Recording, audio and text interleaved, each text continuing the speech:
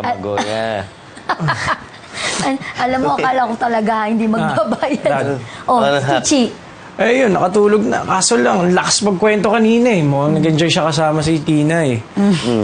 Eh, kaya lang naisip ko, di ba dapat ako gumagawa nun?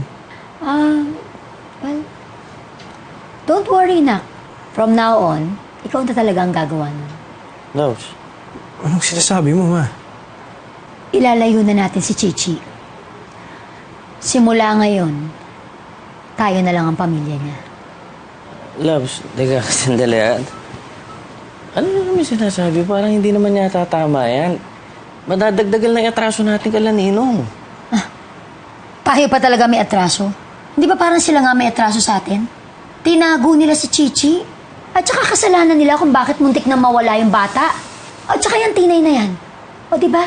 Kung saan pa niya binitbit si Chichi, muntik mapahamak? Loves naman, nag-usap na tayo, di ba? Pinag-usapan na natin. Lahat naman tayo may kanya-kanyang pagkukulang eh. Ayoko. Hindi ako papayag. Korte na mismo ang nagsabi na dapat nandyan ang nanay ni Chichi. Kailangan ng presence niya for the best interest of our child. Talaga? Sigurado ka sinasabi mo?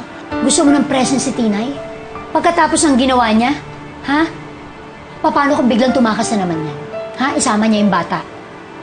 Oh, tapos kung sino-sino na makadampot sa bata. Sige nga, anong gagawin mo, Archie? Ma, nangako sila. Hindi na nila gagawin yun. Hindi tayo sigurado. Bata yun eh. Isip bata si Tinay. Ano ba? Hindi ka ba nakukuha, ha? Si Chichi ang pinoproteksyonan ko dito. Ngayon, kung sa tingin nyo, kontrabida ako. O edi sige. Kontrabida na kung kontrabida. Basta ako, gagawin ko lang kung ano yung makakabuti para kay Chichi.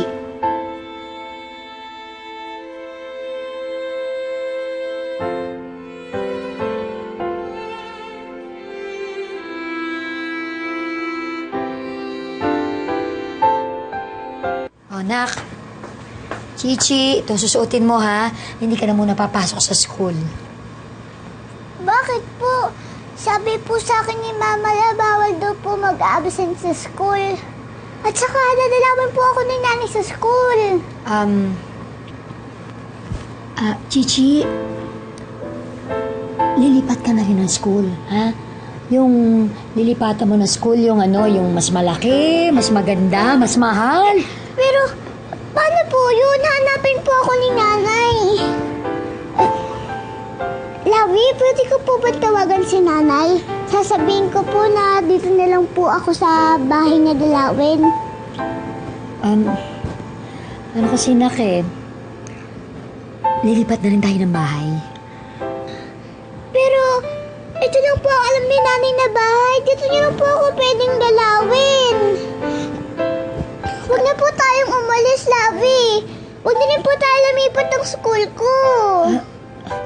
Chichi, yung lilipatan natin, alam mo ba, mas magandang bahay, mas magiging maganda yung room mo, marami ring toys, at saka yung school, ha, huwag kang mag-alala.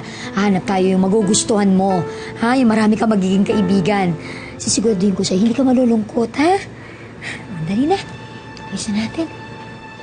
Pero, paano po si Nanay?